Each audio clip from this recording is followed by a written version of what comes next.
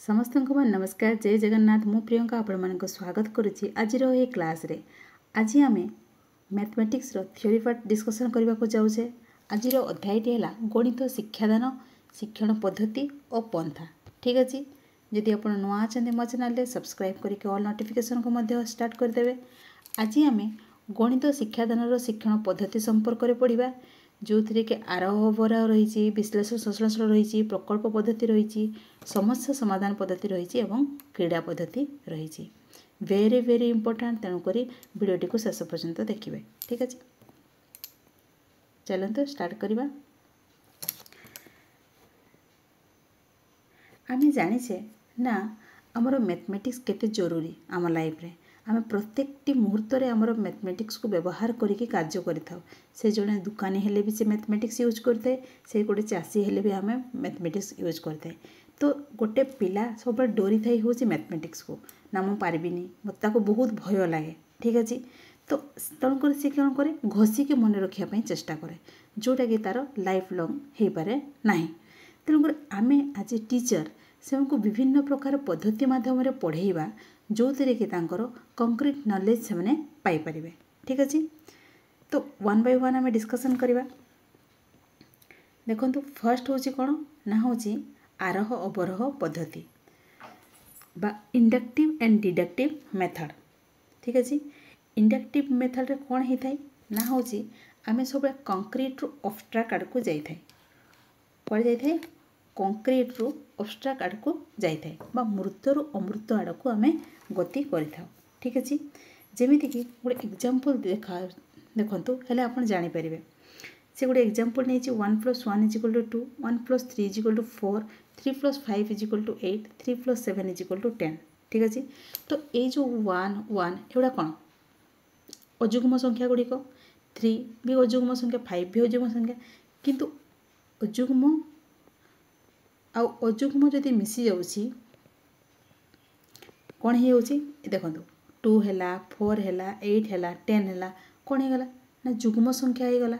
हाँ कि नहीं तेल एम कौन सिद्धांत उपनीत हेले जे अजुग्म अजुग्म संख्या को मिसेले जुग्म संख्या होउची। हाँ कि नहीं माने प्रैक्टिकली आम जानीगले। तो ये कौन है कंक्रीट आम अब्स्ट्राक्ट आड़ को गले। ठीक अच्छे माने गोटे आम कौन को सूत्र बाहर कले एग्जांपल रु रूल आड़ को आम गले। ठीक अच्छे ये देखु प्रति पिला को गोटे 3टी लेखा त्रिभुज दिगला त्रिभुजर से माने मापिले। ठीक अच्छे प्रोट्राक्टर साहाय्य से मापिले एवं से नोट डाउन कले। ठीक अच्छे बर्तमान टीचर को इंस्ट्रक्शन देवे पिलामानंकु जे सेगुड़ा को मिसई दियो समस्ते मिसेले ना मिसेला परे कौन है ना समस्तंकर 180 डिग्री है। ठीक अच्छे ताले एथुरु आमे कौन उपनीत हेले ना त्रिभुजर 3टी कोणर समष्टि 180 डिग्री। एथिरे पिला माने निजे करले निजे बाहर करले सूत्रटी। हाँ कि नहीं तो कंक्रीट अब्स्ट्राक्ट आड़ को गला यहाँ ताको आमे कौन कहिबा ना आरोह कौन कहिबा आरोह। ठीक अच्छे ताले देखो तो ये एडवांटेज कौन रही एठी मनस्तात्विक होता है स्वाभाविक होता है एवं भित्तिप्रस्तर स्थापना कराई था शिक्षादान अधिक सक्रिय होता है अर्थपूर्ण होता है। ठीक अच्छे आत्मविश्वास जेहेतु पिला निजे करता तेणुक कौन है आत्मविश्वास सृष्टि होता है। यही पद्धति विशेष उपयोगी होता है कौटी ना वास्तव जीवन में। ठीक अच्छे ताले लिमिटेशन कौन रहा डिमेरिट्स कौन रही यह हूँ समय सापेक्ष होता है परिश्रम अधिक होता है। हाँ नहीं सुदीर्घ होता है बेले बेले मानसिक क्लांति सृष्टि होता है अनाग्रह होता है। ठीक अच्छे पिला माने आग्रह सृष्टि करन थांती एवं दक्ष शिक्षकों आवश्यक होता है। हाँ कि नहीं जो दक्ष शिक्षक नथिबे इंस्ट्रक्शन ठीक से दे पारि नथिबे ताले से रिजल्ट ठीक आसीबो कि आसीबोनी। नेक्स्ट जीवा कौन ना अवरोह पद्धति बा डिडक्टिव मेथड जोड़ा कह जाए आमे आमे कौन कले एग्जांपल रु रूल आड़ को गले। हाँ कि नहीं किंतु डिडक्टिव रे कौन हुए रूल रु एग्जांपल आड़ को जिवे अर्थात रूलटी आपन शिखी गले माने कौन ना त्रिभुजर 3टी कोणर समष्टि 180 डिग्री धर जो गोटे कोण देव हूँ 35 डिग्री आउ गोटे कोण हूँ 45 डिग्री ताले आउ गोटे कोण केते आपन तो रूलटा जानी जाइछन से रूल को देखिकी बा रूल को फॉलो करिके यार आंसर टी बाहर करेंगे ए दुटा को जॉब करके 180 माइनस करदे बाहरी जीव। हाँ कि नहीं सेटा हला कौन ना डिडक्टिव बुझिपारे। ମାନେ ଏଥିରେ କ'ଣ ହେବ, ଏକ ସାଧାରଣ ସତ୍ୟ ବା ସିଦ୍ଧାନ୍ତକୁ ନେଇ ନିର୍ଦ୍ଦିଷ୍ଟ କ୍ଷେତ୍ରରେ ପ୍ରୟୋଗ କରାଯାଇଥାଏ। ଠିକ୍ ଅଛି। ଆରୋହ ଅପେକ୍ଷା ଅବରୋହ ପଦ୍ଧତି ପ୍ରୟୋଗ ସର୍ବାଧିକ। ଆମେ ପ୍ରାୟତଃ ସର୍ବାଧିକ ୟୁଜ୍ କରେ କେଉଁଟା, ଅବରୋହ ପଦ୍ଧତି, ହଁ କି ନାହିଁ। ଏଠି ମଧ୍ୟ ଧ୍ୟାନ ଦେବା ଉଚିତ ଯେ ଉକ୍ତି ଗୁଡ଼ିକ ଯେଉଁ ଆମେ ଟିଚର ଉକ୍ତି ଦେଇଥାନ୍ତି ସେଟାକୁ ସୁସଙ୍ଗତ ହୋଇଥିବା ଦରକାର ଏବଂ ପରସ୍ପର ବିରୋଧୀ ହେଉନଥିବେ। ଆଉ ଉକ୍ତି ଗୁଡ଼ିକ କ'ଣ ହେଇଥିବ, ସରଳ ହୋଇଥିବା ଦରକାର, ଦ୍ୱି ଅର୍ଥବୋଧକ ହୋଇନଥିବ। ଉକ୍ତି ଗୁଡ଼ିକ କ'ଣ ହେଇଥିବ, ତଥ୍ୟାବଳୀ ଓ ଅନୁସନ୍ଧାନର ବିଚାରଚରଣ କରୁନଥିବ। ଠିକ୍ ଅଛି। ଏଠି ଦେଖନ୍ତୁ 27 29 ଯୋଗଫଳ ଯୁଗ୍ମ ନା ଅଯୁଗ୍ମ। ପିଲାଟି ଅଲରେଡ଼ି ଜାଣିଛି 27ଟା କ'ଣ ନା ହେଉଛି ଗୋଟେ ଅଯୁଗ୍ମ ସଂଖ୍ୟା, 29ଟା ଆମର ଅଯୁଗ୍ମ ସଂଖ୍ୟା। ତେଣୁକରି ସେ କହିପାରିବ ଏହା ଗୋଟେ ଯୁଗ୍ମ ସଂଖ୍ୟା, ସେ ଯୋଗ ନ କରିକି ମଧ୍ୟ ସେ କହିପାରିବ। ଠିକ୍ ଅଛି। ତାହେଲେ କ'ଣ ହେଲା ସେଇଟା, ଅବରୋହ। ତା ଦେଖନ୍ତୁ ଆଡ଼ଭାଣ୍ଟେଜ୍ କ'ଣ ରହିଛି ନା ଏହି ପଦ୍ଧତିଟା ହେଉଛି ସଂକ୍ଷିପ୍ତ, ସର୍ଟକଟ୍ ହୋଇଥାଏ, କମ୍ ସମୟ ଲାଗିଥାଏ, ସ୍ମୃତି ଶକ୍ତିର ବିକାଶ ହୋଇଥାଏ, ମନେ ରଖିବା ଶକ୍ତି, ସୂତ୍ରଟିକୁ ମନେ ରଖିବେ ନା। ତାପରେ ସମସ୍ୟା ସମାଧାନର ଗତି ଦକ୍ଷତା ଏହି ପଦ୍ଧତିରେ ତ୍ୱରାନ୍ୱିତ ହୋଇଥାଏ। ପ୍ରାରମ୍ଭିକ ବିଦ୍ୟାର୍ଥୀଙ୍କ ପାଇଁ ଏହା ଉପଯୋଗୀ ହୋଇଥାଏ। ଅଭ୍ୟାସ ପୁନରାଲୋଚନା ପାଇଁ ଏହା ବିଶେଷ ଉପଯୋଗୀ ହୋଇଥାଏ। ପିଲାମାନଙ୍କର ଅଙ୍କ କଷିବା କୌଶଳ ନିର୍ଭୁଲ ଭାବେ ହୋଇଥାଏ। ଠିକ୍ ଅଛି। ତା ଲିମିଟେସନ୍ କ'ଣ ଅଛି ଦେଖନ୍ତୁ ନା, ଏହା ମୁଖସ୍ଥ କରିବା ପାଇଁ ପଡ଼ିଥାଏ, ଏହା ବିଦ୍ୟାର୍ଥୀ ନିଷ୍କ୍ରିୟ ହୋଇଯାଆନ୍ତି, ଶିକ୍ଷକ ସକ୍ରିୟ ଅଂଶଗ୍ରହଣ କରିଥାନ୍ତି ବା ଭୂମିକା ଗ୍ରହଣ କରିଥାନ୍ତି ଏବଂ ବାସ୍ତବ ନିର୍ଦ୍ଦିଷ୍ଟ ଉଦାହରଣ ବିନା ସାଧାରଣ ନିୟମ ଓ ସୂତ୍ରକୁ ବୁଝିବା ପିଲାମାନଙ୍କ ପକ୍ଷରେ କଷ୍ଟସାଧ୍ୟ ମଧ୍ୟ ହୋଇଥାଏ। ଠିକ୍ ଅଛି। ପ୍ରକୃତରେ ଆରୋହ ଅବରୋହ ପଦ୍ଧତି ଦ୍ୱୟ ଦୁଇଟି ଭିନ୍ନ ପଦ୍ଧତି ନୁହନ୍ତି, ଏହା ଏକ ସମ୍ପୂର୍ଣ୍ଣ ପଦ୍ଧତିର ଦୁଇଟି ମୁଖ୍ୟ ଅଂଶ। ଆରୋହ ପଦ୍ଧତିରେ ଶିକ୍ଷାର୍ଥୀ ଶିକ୍ଷା ଲାଭ ସମୟରେ ଯେଉଁ ସବୁ ସମ୍ପର୍କ ବା ନିୟମ ଆବିଷ୍କାର କରେ, ଅବରୋହ ପଦ୍ଧତିରେ କ'ଣ କରିଥାଏ, ତାକୁ ବ୍ୟବହାର କରିକି କ୍ୱେଶ୍ଚନର ଆନ୍ସର କରିଥାଏ। ଠିକ୍ ଅଛି। ତାପରେ ଦେଖିବା ହେଉଛି ବିଶ୍ଳେଷଣ ଓ ସଂଶ୍ଳେଷଣ ପଦ୍ଧତି। ବିଶ୍ଳେଷଣ ମାନେ କ'ଣ, ଗୋଟେ କ୍ୱେଶ୍ଚନକୁ ଭାଗ ଭାଗ କରିକି ଭାଙ୍ଗିବ, ସିଏ ମାନେ ବିଶ୍ଳେଷଣ କରିବ। ତାପରେ ସେ ଯେଉଁ ଭାଗ କରିଲା ପରେ ତାକୁ ସଂଶ୍ଳେଷଣ କରାଯାଇଥାଏ। ଠିକ୍ ଅଛି। ବା ତାକୁ ଆମେ କହିପାରିବା ହାଇପୋଥେସିସ୍ ଏବଂ କନକ୍ଲୁଜନ୍, ହଁ କି ନାହିଁ। ତାର ଗାଣିତିକ ସମସ୍ୟା ଗୁଡ଼ିକୁ ଦୁଇଟି ବିଶେଷ ଭାଗରେ ଭାଗ କରାଯାଇଥାଏ। ଗୋଟେ ହେଉଛି ହାଇପୋଥେସିସ୍ ବା ଯେଉଁଟାକୁ ପରିକଳ୍ପନା କୁହାଯାଏ, ଆଉ ଗୋଟେ ହେଉଛି କନକ୍ଲୁଜନ୍। ସମସ୍ୟାରେ ଯାହା ସତ୍ୟ ବୋଲି ତଥ୍ୟ ଥାଏ ତାହା ସ୍ୱୀକାର୍ଯ୍ୟ ଏବଂ ଯାହା ପ୍ରମାଣ କରିବାକୁ ଥାଏ ତାହା ହେଉଛି ସିଦ୍ଧାନ୍ତ। ଠିକ୍ ଅଛି। ବିଶ୍ଳେଷଣ ଦେଖନ୍ତୁ, ବିଶ୍ଳେଷଣ ମାନେ କ'ଣ, ମାନେ ଏକ୍ସପ୍ଲେନ୍ କରିବା। ବିଶ୍ଳେଷଣ ଅର୍ଥ ହେଉଛି ଭାଗ ଭାଗ କରିବା, ହଁ କି ନାହିଁ। କୌଣସି ଏକ ସମସ୍ୟାକୁ ଭିନ୍ନ ଭିନ୍ନ ଅଂଶ ବିଶେଷରେ ପରିଣତ କରିବାକୁ ବିଶ୍ଳେଷଣ କହିଥାଉ ଆମେ, ହଁ ନାହିଁ। ପ୍ରଥମେ ଆମେ କ'ଣ କରିଥାଉ, ସମସ୍ୟା ଅର୍ଥପୂର୍ଣ୍ଣ ଅଂଶକୁ ଚିହ୍ନିଥାଉ, ତାପରେ ଶିକ୍ଷାର୍ଥୀର ପୂର୍ବ ଜ୍ଞାନ ଅଭିଜ୍ଞତା ସହ ସେମାନଙ୍କ ସମ୍ପର୍କ ସ୍ଥାପନ କରିଥାଉ, ତାପରେ ସମସ୍ୟା ସମାଧାନର ପନ୍ଥା ନିର୍ଦ୍ଧାରଣ କରିଥାଉ। ଠିକ୍ ଅଛି। E.L. ଥଣ୍ଡାଇ କ'ଣ କହିଥିଲେ ଦେଖନ୍ତୁ, analysis is the highest intellectual performance of the mind ବୋଲି କହିଥିଲେ। ଏହି ପଦ୍ଧତିରୁ ଦତ୍ତ ଆଡ଼କୁ ଆମେ ଯାଇଥାଉ, ଅଜ୍ଞାତରୁ ଜ୍ଞାତ, ଶେଷରୁ ଆରମ୍ଭ ଆଡ଼କୁ ଅଗ୍ରସର ହେଇଥାଉ। ଏଠି ଦେଖନ୍ତୁ ଗୋଟେ ଏକ୍ଜାମ୍ପଲ୍ ଦେଲା, A/B=C/D ଯଦି ହୁଏ ତାହେଲେ ପ୍ରମାଣ କର ଯେ AC-2B²/B =C²-2BD/D ବୋଲି ସେ କହିଛି, ହଁ କି ନାହିଁ। ତ ଏଠି ବିଶ୍ଳେଷଣ କରାଯିବ। ବିଶ୍ଳେଷଣ ପଦ୍ଧତିରେ ଆମେ ଯେ ପ୍ରମାଣ ବା କ'ଣ ପ୍ରମାଣ କରିବାକୁ ହେବ ସେଥିରୁ ଆରମ୍ଭ କରିବା।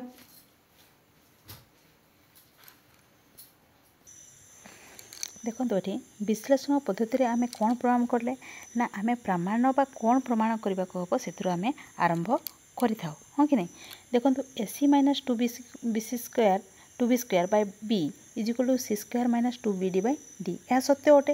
ତାକୁ ସେ ବଜ୍ରଗ୍ରହଣ ଆକାରରେ କରିକିରି ବାହାର କଲା କି AD = BC, ବା ଏଇଟାକୁ ଆମେ ସତ୍ୟ, ଏଇଟା ଏପଟେ କରିଦେଲା ମାନେ କ'ଣ ହେବ, A/B = C/D ହେଇଗଲା, ଯାହାକି ପ୍ରଶ୍ନରେ ତଥ୍ୟ ଅଛି। ଯେହେତୁ ତଥ୍ୟ ସତ୍ୟଟି ସତ୍ୟ ଅଟେ, ତେଣୁକରି ଆମେ ଏହାକୁ ସତ୍ୟ ବୋଲି କହିପାରିବା। ଠିକ୍ ଅଛି। ବା ବିଶ୍ଳେଷଣାତ୍ମକ ଉକ୍ତି ଗୁଡ଼ିକ ସମସ୍ୟାର ପ୍ରାମାଣିକ ଉକ୍ତି ନୁହନ୍ତି, ବରଂ ଏହି ଉକ୍ତି ଗୁଡ଼ିକ ପ୍ରମାଣ ଆବିଷ୍କାର କରିବାର ଉକ୍ତି ଅଟନ୍ତି। ଠିକ୍ ଅଛି। ଏହାର ଉପଯୋଗିତା କ'ଣ ଅଛି ଦେଖନ୍ତୁ, ବିଶ୍ଳେଷଣ ଏକ ତର୍କସିଦ୍ଧ ପଦ୍ଧତି, ମାନେ ତର୍କସିଦ୍ଧ ହୋଇଥାଏ। ଏହି ଶିକ୍ଷାର୍ଥୀ ମନରୁ ସନ୍ଦେହ ଦୂରୀଭୂତ ହୋଇଥାଏ, ଶିକ୍ଷାର୍ଥୀର ଚିନ୍ତା ପ୍ରଜ୍ଞା ଶକ୍ତିର ବିକାଶ ହୋଇଥାଏ, ପ୍ରମାଣ ଦ୍ୱାରା ଆବିଷ୍କାର କରିବାର ଏକ ପଦ୍ଧତି ହୋଇଥାଏ। ଏଥିରେ ଶିକ୍ଷଣ ଦୀର୍ଘସ୍ଥାୟୀ ମଧ୍ୟ ହୋଇଥାଏ। ଆଉ ଦେଖନ୍ତୁ ଏଠି କ'ଣ ରହିଛି ନା, ସୀମିତତା କ'ଣ ରହିଛି ବା ଲିମିଟେସନ୍ କ'ଣ ରହିଛି। विश्लेषण पद्धति परिश्रम साध्य अटे, बहुत परिश्रम करने पड़ी था। यह परोक्ष पद्धति अटे। शिक्षक और शिक्षार्थी मानकर विशेष गाणितिक जुक्तिर दक्षता उपर यही पद्धति सफलता निर्भर करए। माने शिक्षक और शिक्षार्थी विशेष दक्षता थिबा आवश्यक। ठीक अच्छे। तापर आसला हूँ संश्लेषण पद्धति। संश्लेषण पद्धति माने कौन ना गोटे समस्या को विश्लेषण कर सारा तार अर्थपूर्ण अंश मानक एकत्रित करी तार समस्यार एक सफल समाधान निर्धारण करने प्रक्रिया को आम संश्लेषण कही था। जो विश्लेषण करता ताको सर्टकट आप जो सर्टकट करदे ताको आम संश्लेषण पद्धति कहवा। ठीक अच्छे। जो थे अज्ञात तथ्य गुड़िक स्पष्ट प्रमाणित होता है। हाँ कि नहीं देखो तो से एग्जाम्पलटा ही देदेला या संश्लेषण पद्धति आम समाधान करने को हेले तथ्य को आरंभ करने तथ्य अच्छी यहाँ। ठीक अच्छे। ताको आम बंटन नियम आकार बाहर करदे यहाँ प्रमाणित होगला।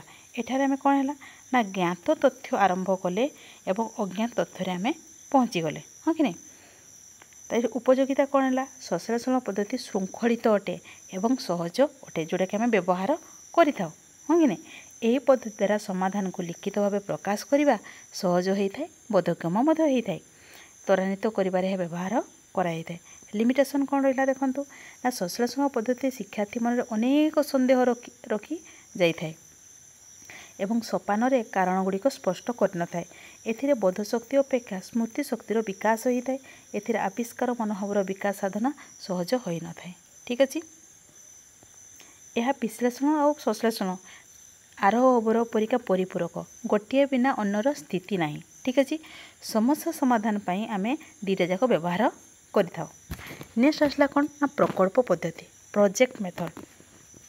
बेले बेले आमे देखि था अधिकांश पिला पाठ्यपुस्तकर समस्या समाधान बहुत जल्दी कर दियंती, किंतु बाहर समस्या बा वास्तव जीवन समस्या से समाधान करि पारंती नाही। हाँ कि नहीं पिलाटीए लाभकथी जो क्वेश्चन देवे सी आंसर फटाफट करदेव, किंतु वास्तविक क्षेत्र में तार केते लाभ होची केते क्षति होची से गोटे ड्रेस किनिया गला सी करि न थाए है। से परीक्षा क्षेत्र में आम प्रोजेक्ट माध्यम आम शिक्षादान करिपरिबा। ठीक अच्छे। वास्तव जीवन सहित से संपृक्त जपरी हो पारे ता व्यक्तिगत भी हो पारे कि सामाजिक भाव में हो पारे बा दलगत भाव में हो पारे। ठीक अच्छे। यही प्रकल्प कौन होता है फलाफल उपस्थापना कराई था, प्रदर्शन कराई था, प्राधान्य एगुड़ा सब दे था। ठीक अच्छे। एथिरे पिला माने अधिक अंशग्रहण करथांती, शिक्षण कार्य करथांती, पिला माने मुक्त परिवेश प्रदान कराई था, अन्य विषय संगे संपर्कित मध्य होता है। ठीक अच्छे। प्रकल्प कहला माने आमे जॉन ड्यू स्टीवेनसन हाँ कि नहीं किलपाट्रिक कथा मन पकई था। देखो जॉन ड्यू कौन कहते जॉन ड्यू को वास्तववादी तथ्य उपर यही पद्धति आधारित। हाँ कि नहीं वास्तववादी तथ्य उपर आमर प्रकल्प कार्यटी आधारित। एवं डॉक्टर किलपाट्रिक कौन कहते प्रकल्प हूँ गोटे उद्देश्य भित्तिक संपूर्ण कार्यकलापर एकक जहाँकि यही सामाजिक परिवेश से परिचालित होता है। और स्टीवेनसन कौन कहते देखो project is defined as the problematic act carried to its completion in its natural setting. अर्थात यह एक समस्या बहुल कार्य जहाँ प्राकृतिक अवस्थिति रे संपादन करा जाय थाए। बुझिपारे यही प्रकल्प माध्यम कौन होता है कहते ना शिक्षण नियम उपर पर्यवेसित होता है। हाँ कि नहीं ताद्वारा ज्ञानर वृद्धि होता है, स्वतःस्फूर्त अंशग्रहण करथांती, पिला माने संग्रह करथांती, प्रासंगिक उपकृत होती एवं फलाफल निर्णय करथांती। हाँ कि नहीं एथिरे देखो 5टी सोपान अच्छी। फास्ट गोटे पिलामानंकु सिचुएशन क्रिएट करने था, परिस्थिति जोगाई दि जाए तापर से प्रकल्पटी को चिन्हट करथांती। यहाँ पड़ जाए बेले बेले देखिए योजना प्रस्तुत करथांती। हाँ कि नहीं तापर कौन करथांती ताको एग्जीक्यूट करथांती बा कार्यकारी करथांती एवं नेक्स्ट रे मूल्यांकन करथांती पिला माने। ठीक अच्छे। एवं स्टेप गुड़ाक बेले बेले पड़ जाए। ये गोटे एग्जांपल देछि देखंतु विद्यालय गणेश पूजा पालन करा जिवो गोटे प्रकल्प निज ग्राम पड़ार परिमाण पर योजना प्रस्तुत कर एगुड़ा पूरा प्रोजेक्ट दि जाई परिबो। ठीक अच्छे। नेक्स्ट आसला कौन समस्या समाधान पद्धति। समस्याटी को समाधान करिया पई प्रथमे आमे कौन करिताउ विभिन्न प्रकार स्टेप रही। कौन कौन स्टेप समस्याटीर स्वरूप बा प्रकृति चिन्हट करि परिथाउ फर्स्ट। तापर कौन विभिन्न उत्स संपर्कित तथ्य संग्रह करने को पड़ता है। तापर संगृहित तथ्यर विश्लेषण और व्याख्या करने होता है एवं समस्याटीर उपयुक्त समाधान करिथाउ। ठीक अच्छे।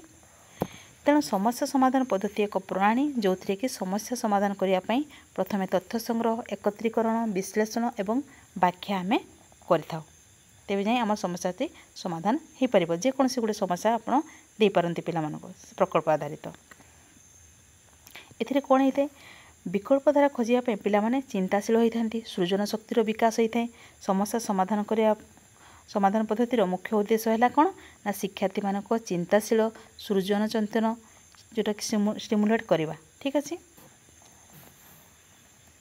एटा तार सोपान गुड़िक देदेला देखु समस्याटी को चिन्हटीकरण करेंगे समस्याटी को स्पष्टीकरण करेंगे तापर प्रासंगिक तथ्य संग्रह करेंगे हाँ कि नहीं तापर हूँ अनुकल्पना करेंगे हाइपोथेसिस करेंगे ठीक तापर हूँ अनुकल्पना गुड़िकर परीक्षण करेंगे सिद्धांत उपनीत हेबे तापर फलाफल को प्रयोग करेंगे नेक्स्ट आसला कौन ना क्रीड़ा पद्धति मान कौन खेल माध्यम शिक्षा को पिला खेल माध्यम शिक्षा देता छोट पिला प्राइमरी सेक्शन पिला आम खेल माध्यम शिक्षा दे पार कारण जदि आम डायरेक्टली पढ़ेगा बहुत बोरिंग लगे से भावे एगुड़ा बहुत कष्टकर काम मैथ जमारू पढ़ा नहीं फर्स्ट से डरीजे तेणुक आम केमती क्रीड़ा माध्यम शिखेबा क्रीड़ा हूँ बेस्ट उपाय पिला शिखेबार ठीक अच्छे जो थी कि से आनंद प्राप्ति पाइपर आनंदमय हो पार से स्वाधीनता चिंता करेंगे हाँ नहीं स्वाधीन भाव में मत व्यक्त करेंगे